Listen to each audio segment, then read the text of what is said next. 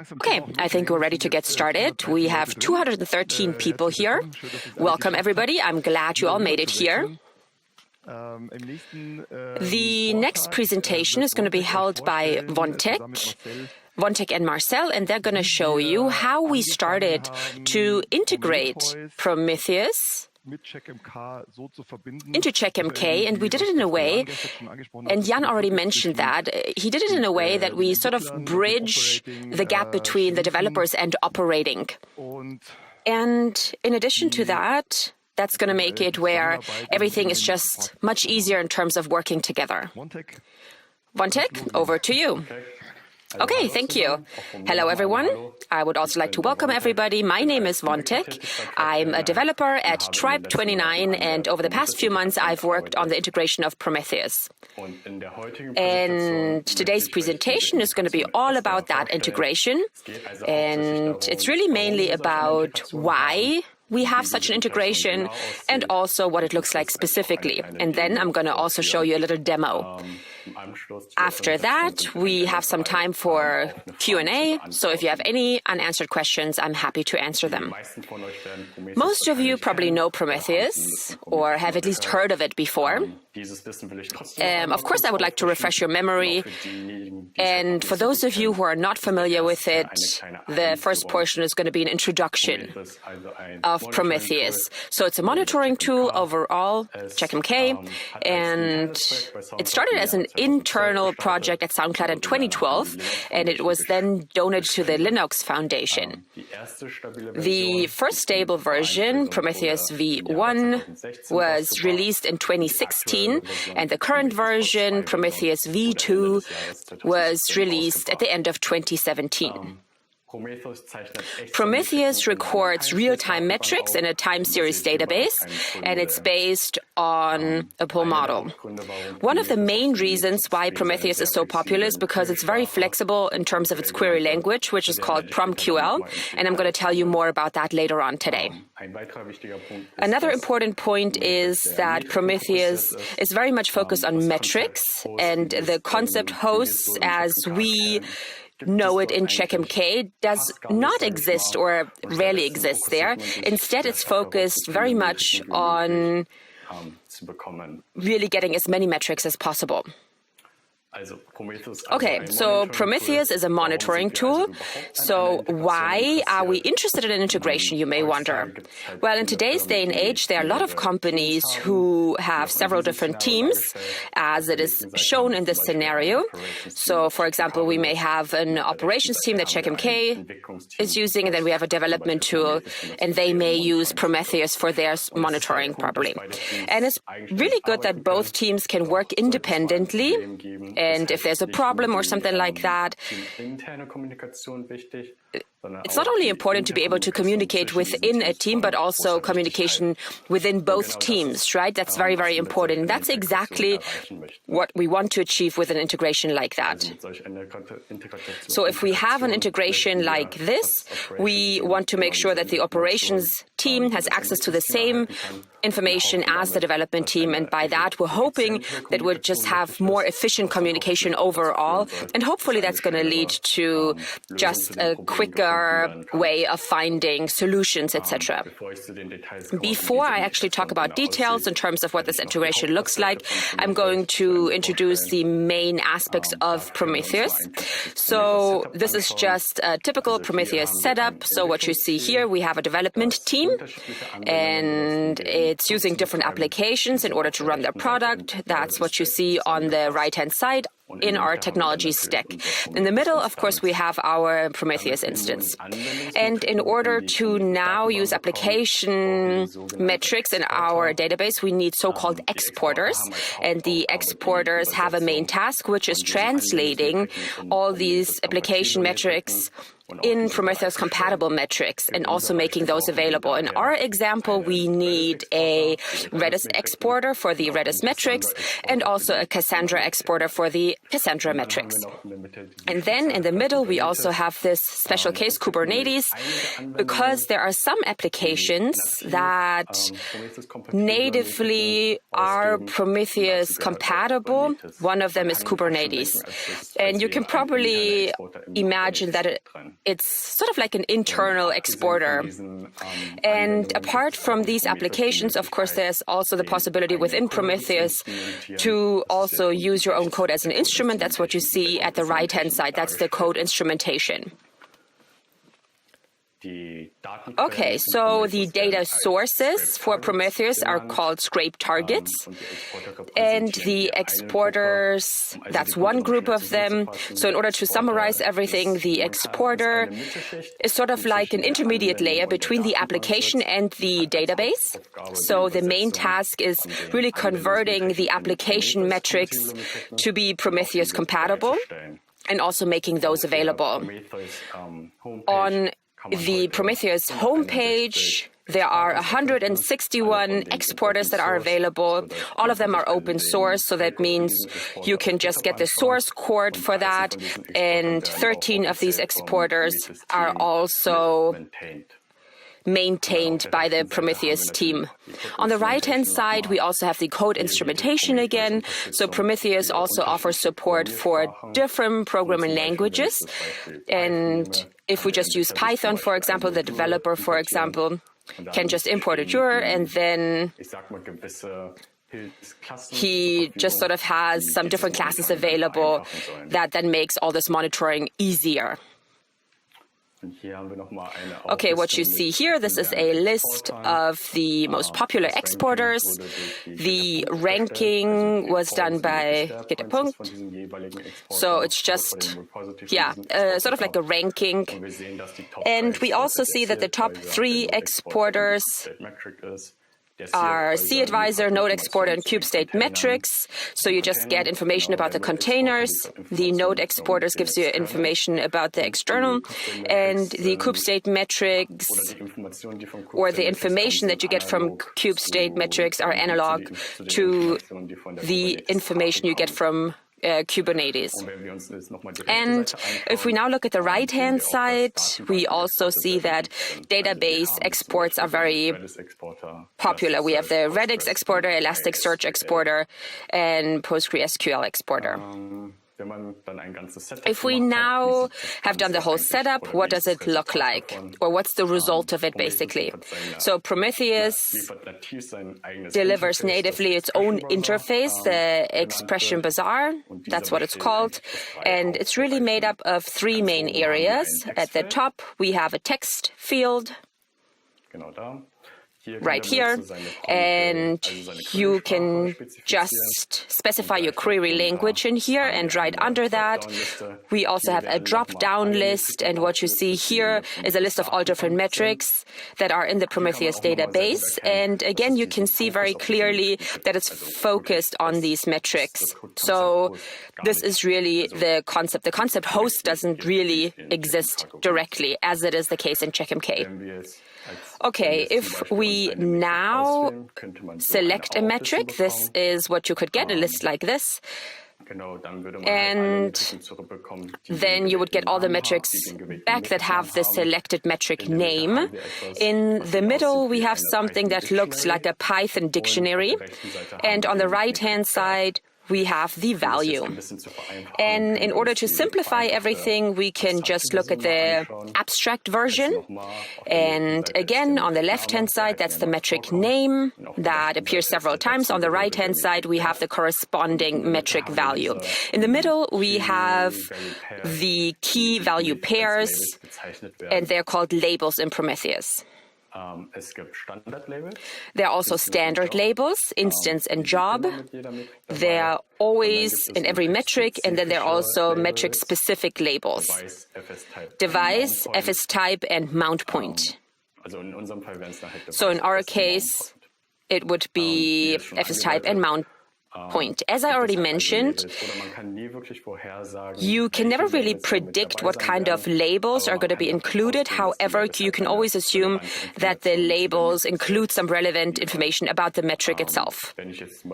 So if I, for example, look at the Kubernetes metric, you could, for example, expect another label pod that's going to give you the name of the pod.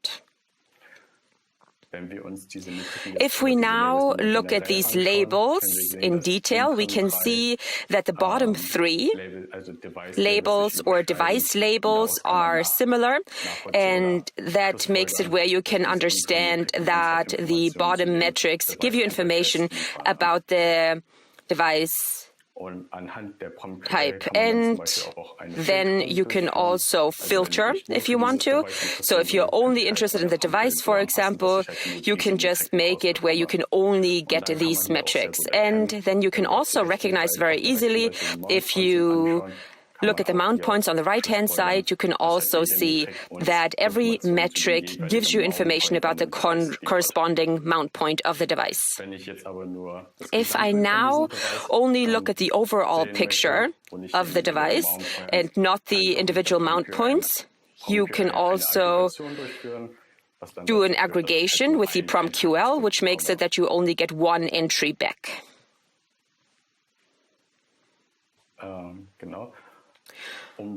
Okay, in order to summarize the Prometheus information again and also to compare it to Checkmk, in Checkmk we have our structure with hosts, services, and metrics.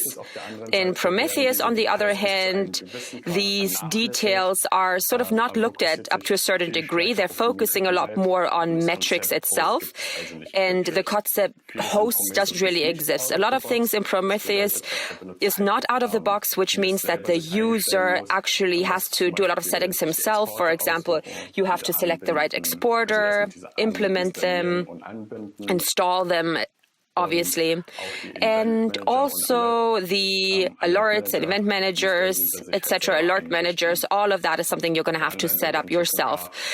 In Checkmk, of course, we have a different situation. You can just configure things, but even if you don't want to have a way to rule for a specific check, for example, you can still assume that you're going to get threshold values anyways.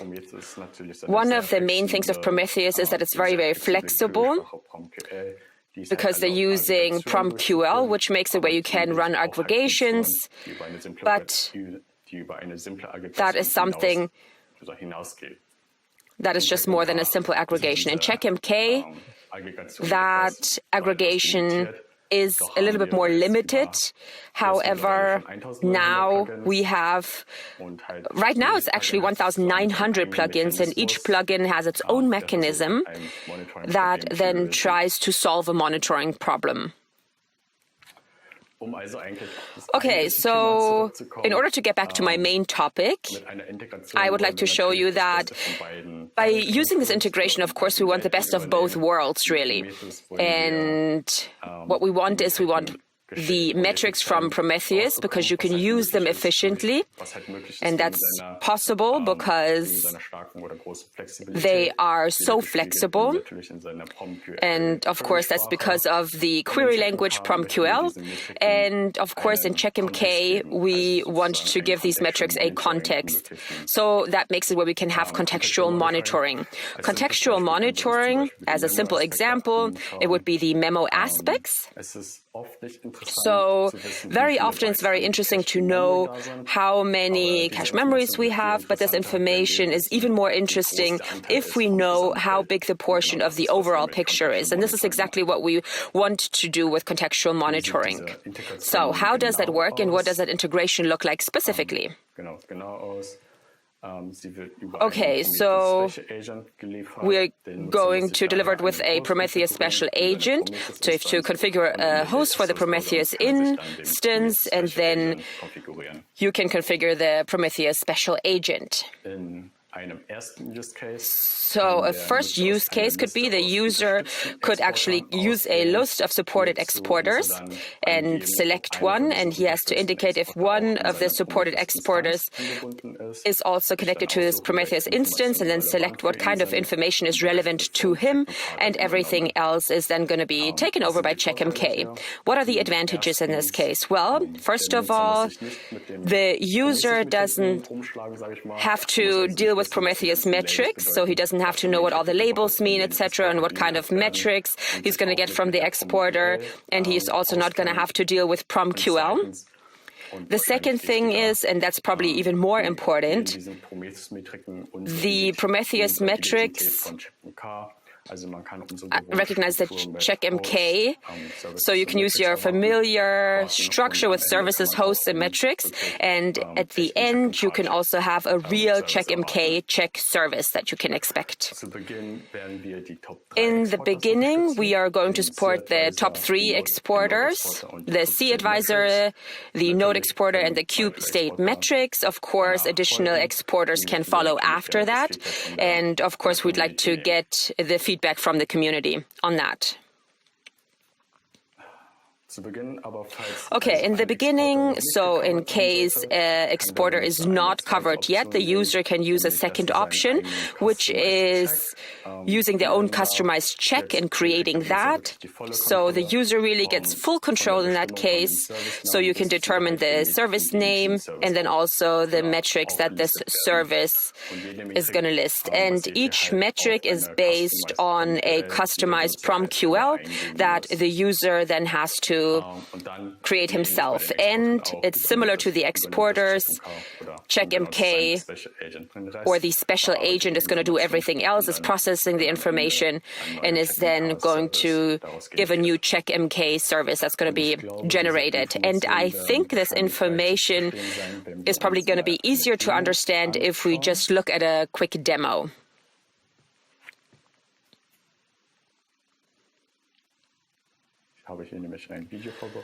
Okay, I have a video for you. Can you see it? I hope so. I can see it, yes. Nothing's moving, though. Okay, great. So before I actually play the video, I would like to give you some background information. So this demo, there are 2 Prometheus servers that I've prepped. One is on my local hard drive with a node exporter. That's for the kernel information. And then there's a second one, a Prometheus server, that's in the Kubernetes environment. Okay, I'm going to play the video now. So what you see here, we have 2 hosts already. I already prepared one. That's the host of my local Prometheus server. Now I would like to create a new host for the Prometheus servers in the Kubernetes environment. So that's going to be the name. I'm going to type in the IP address. And then I also have to say that I don't need a Checkmk agent, but only the information from the special agent that needs to be processed. I'm going to save that, and now we also need a configuration rule. We do need that because we used piggyback data from our special agent, and that's what we expect, and we want to allow Checkmk to automatically create new hosts based on this piggyback data. I'm going to do that right here, top right-hand corner. I'm going to click on New Connection. I'm going to type in an ID, a title. Piggyback data is already selected. And then most of it is already correct as well. No SNMP, no agent, but the piggyback data, that's what we're expecting. I'm going to click on this option because we're indirectly in a Kubernetes environment, and containers can come and disappear, and we want to allow Checkmk to adapt to that behavior. Okay, now I'm going to click on this right here. Activate. Okay, and then if I click on hosts again, you can see our new host that we've created. And of course, now I want to also set up the Prometheus special agent. So Prometheus rule right here, the TCP port. And now I also want to use the supported exporter, the C advisor. So this is a dropdown with the supported exporters. In this case, I'm going to use the C advisor. And you also have the option to select if you want the information for pods, containers, or both. In this case, I'm going to do it for containers. And by default, all of the information is already checked. So all the information that you want to receive from the containers. And this rule, of course, I'm going to use the host prom demo. And then I'm going to do activate changes again.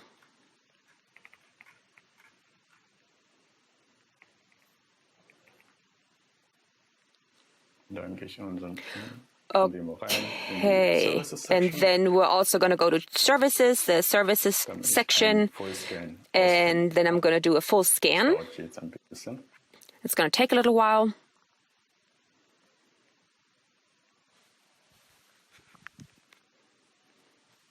And then if I click on hosts again, I'm going to be able to see that our piggyback hosts are there. So just in order to talk about the concept again, this automatic way of creating hosts is because we have a DCD rule. So all the necessary information is coming from the host prom demo, where we also set up the special agent, and the special agent then gets the container information from the C advisor via the Prometheus. So it's a function with many different layers, basically, and then also the piggyback host right here, or one piggyback host for one container is being created, and the container ID is the host name. Don't be confused, I'm now going to switch the site. It's exactly the same setup, however, the hosts have been running for several hours already, so we just have a longer history. And as an example, I am going to click on a host, and that at the bottom you can also see your services. Some may already see that they look very similar to the services of the Checkmk agent, and that is meant to be that way because we always use the same features and logic behind it, and sometimes even the same checks.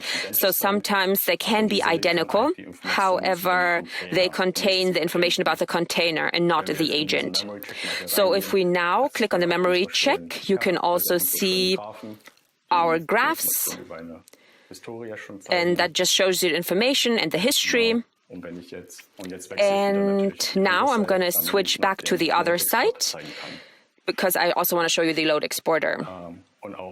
So again, customized service, I'm going to go to data source programs again, Prometheus rule, and I now need a new rule because I would like to add to another host with the right TCP port. So of course, I want all the information again, so everything is checked, all the boxes are checked, and now I also want to create a customized service, so I do that down here. So this service is meant for the processes, so I'm going to call it processes. And this service is supposed to get information for the running processes. So I can do that here. The user can select if he wants a graph for the information that we're requesting. And you can also look at a corresponding title. And then, of course, we also need the Prom QL for this information as well. And I'm going to do the same thing for the blocked processes. And then again, I'm going to pick a corresponding query, and then I'm going to add it to the other host, my local Prometheus server. Okay, again, I'm going to do activate changes.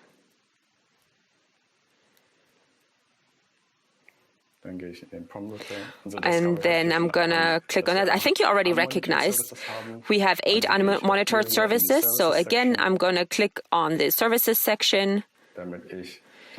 And then I can pick the right host for the services.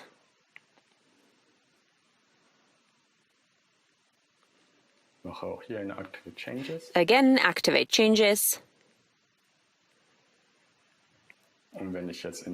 And if I now click on the host, you can see services. I'm going to do an unscheduled check because, or pre-scheduled, because for some that's better. And then at the bottom, right here, we have the customized service that we've created, right? And this is the result.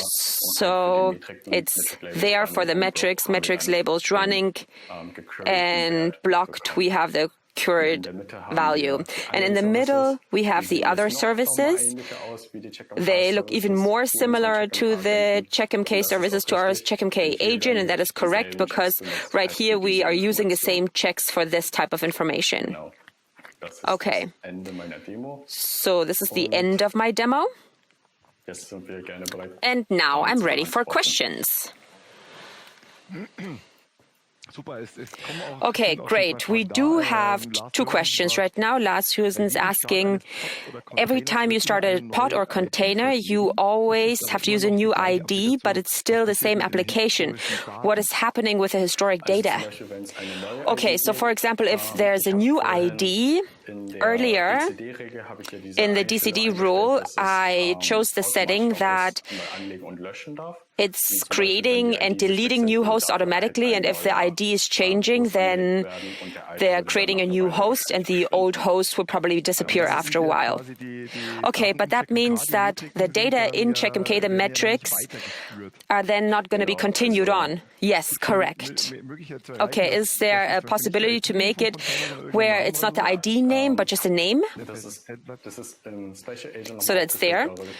That's something that you can see the special agent. I just didn't talk about it in detail, but of course the user has the possibility to also choose the appropriate name. So there are container IDs with a long version and a short version, or the full name, and it's really up to the user what they want to select.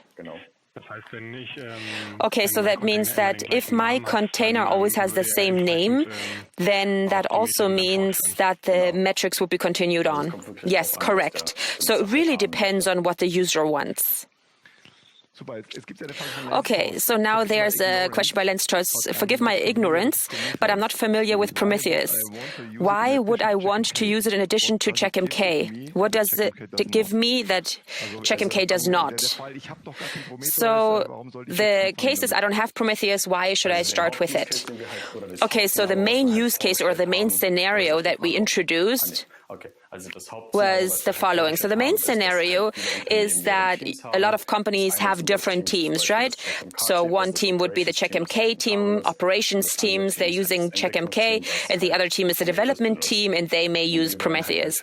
And what we want is we just want to make it where they can communicate very easily, these teams. All that needs to be improved and simplified, and that's why we're offering this integration. Okay, so the use case is really them already using Prometheus, for example, a different department, and you just want a shared monitoring. So that means if I don't have Prometheus so far, that really doesn't solve any problems right now. Problems that I couldn't solve with Checkmk, right? Yes, correct. Except for in our current situation, for example, if you want to get information from the C advisor, from Kubernetes, for example, then you would have to install a Prometheus instance and implement that into Checkmk. Okay, so the use case in that case would be that in case there is no Checkmk plugin, but there is one for Prometheus, then that way you could also get those metrics. Yes, correct. So, for example, if a user wants to do code instrumentation, that's shown in the later slide. Maybe I can show you that again. Okay, here it is. So I mentioned if an exporter is not covered yet, the user can also use the customized service. But if they, for example, want to do code instrumentation, they can also install Prometheus, monitor it, and then show it in Checkmk. So there's also a use case for that. Okay, great. Tim has a question. What's a Prom LQ like? Was in the rule only the title of a query, and if so, where is it saved? Okay, so the Prom QL. Okay, so usually it's enough if you have the metric name as a Prom QL. So that's the basis, really. You can use the metric name, and then after the metric name, you can also show your dictionary and say, I want the device temp FS, for example. And that would be a Prom QL already. That would be a simple filtering Prom QL. And of course, there are also features like sum or rate things like that, so the additional features. But the basic Prom QL is the metric name itself, and then the dictionary, really. And then you can filter yourself, or you can pick the filters. Simon Megle has another question. Hi, Simon. I'm glad you're here. Simon is asking, the mode exporter also offers the possibility to do the text file collector that's going to be run by scraping and can collect custom metrics. Are you planning on supporting that feature? For the node exporter, we have 5 pieces of information that we've picked, but this information is definitely something that we're discussing internally right now. So first we wanted to focus on the things where we can also offer our checks, our own checks, but of course this information is probably also going to be added later on. Okay, another question by Lars. Depending on the burden dynamic, several containers are started. Can they be aggregated? So if you have an application that may have a different number of containers and I want an aggregated metric. Yes. So this information, if I remember correctly, I think Lars asked me that before, but the answer is yes. I think it makes a lot of sense. We are trying to do that with our other Kubernetes things and adapting it or harmonizing it rather. But I do think that it does make sense here to just be able to select containers. The only tricky thing is that we need to know ahead of time what kind of containers are going to be available, but it does make a lot of sense, yes. But couldn't I also, just the state that you introduced, couldn't I do Prom QL and do an aggregation already? Yes, you could. Of course, it's kind of tricky, but in the future, if we're going to have a dynamic Waito, for example, if we could consider that, or at least for this case right here, then we could definitely do that as well.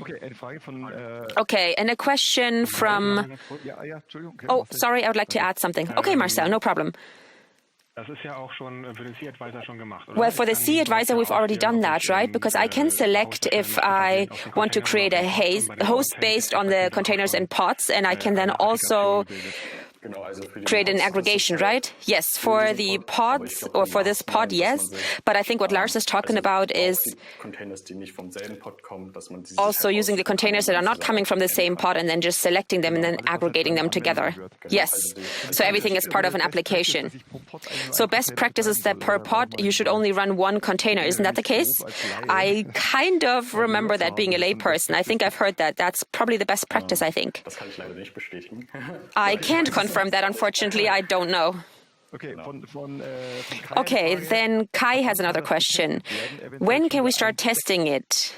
Maybe already with 1.6? Well, if I understood it correctly, or I think Jan mentioned it yesterday actually, this integration is supposed to be released in the next few weeks. So there's going to be a pet release. An MKP or a feature pack for 1.6?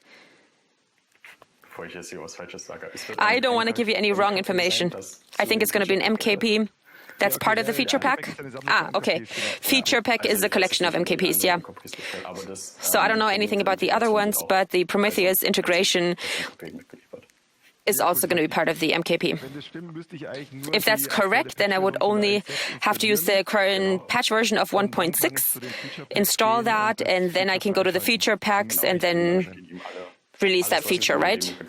Yes. So everything I showed in the demo is then going to be available. Great. Wow, that's great. Okay, another question by Lars. Is there a Prom QL preview that shows you what you would receive? Unfortunately not. Just recently I looked into that and I just tried to show you that, but the Waito doesn't do it dynamically. If that was possible, then of course we could show it. However, the idea is that if somebody is using the Prom QL, they are an experienced Prometheus user, and then the idea is that they do the Prom QL in Prometheus, they test it there, and then come to Checkmk and create it. Okay, but there's also a difficulty when it comes to that. I can do a Waito rule with 3 different Prometheus servers at the same time. A rule is not necessarily only for one host. So theoretically, if I have 3 Prometheus systems, I can just use one rule And then I could get 3 different results, right? Well, that could be a problem, yes. However, in a standard case, I would assume that it's always just one Prometheus server. Most likely, yes, but I think in the way-to rule, you really can't dynamically do anything, right? So you just have to use Prometheus because there is this query preview, and it probably makes most sense to do it there. Okay, Jens Dunkelberg has a question. We have 2 more questions. So does Checkmk create the exporters themselves, or do they have to be there already? So in our case today, the exporters have to be there already. So the main use case really is that there is a Prometheus instance already existing, or the exporters are already configured, and we use the special agent to then just get the Prometheus API. Okay, I just got the confirmation that there's going to be a feature pack with that integration.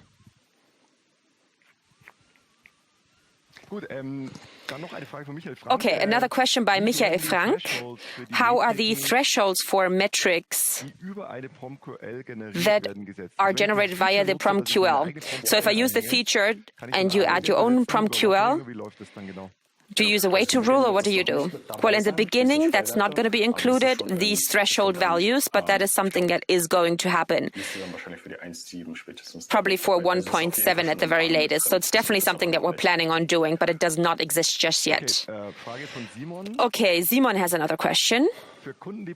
For customers who are using Prometheus already, it could be interesting to be able to scrape Checkmk itself, so it would be the other way around. So, for example,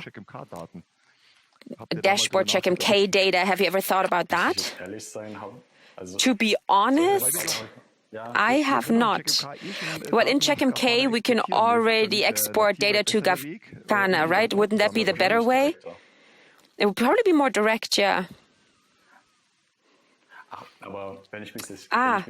But if I remember correctly, I think all the way in the beginning we did talk about that, but we then didn't follow up. Because the Grafana plugin already existed back then. Probably be more performant. Yeah.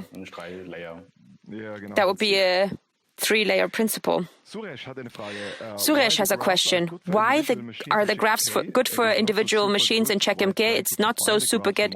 Why try to combine the graphs from multiple machines? What we do is send graphite influx, send it to a graphite influx, and then visualize them in Grafana. If we now integrate Prometheus and try to visualize values from multiple machines, how are we improving the compliant graphs in Checkmk then? I think that's a very suitable question, maybe for Marcel. What do you think? Possibly? That's difficult to answer, though. So I do think that there are just different possibilities, 2 different ways to visualize everything. So if I know ahead of time that I want to aggregate something and I can do it, then I can also do it directly. And then I don't have to use combined graphs anymore. You can directly do your own graph in Checkmk separately. But if I want to keep everything dynamic, or if I want to have specific combined graphs, then it doesn't make any sense to really do punctuals like that, where you pre-aggregate, basically. But I do think, like I said, they're just 2 different use cases, and there are 2 cases you want to cover. Okay, there's a final question by Stefan Müller. Developers are creating labels for their Prometheus metrics. What are you focusing on, use case 1 or 2? Do you see a configuration of labels for types? And what's use case 2? I'm really feeling like it's not specific enough. Okay, so if I understand your question correctly, you're talking about relabeling in Prometheus. I'm not exactly sure, but I definitely think we are focusing on use case 1. So for exporters. Okay, can you just repeat the 2 use cases? Use case 1 would be that we have specific exporters that are natively supported in Checkmk.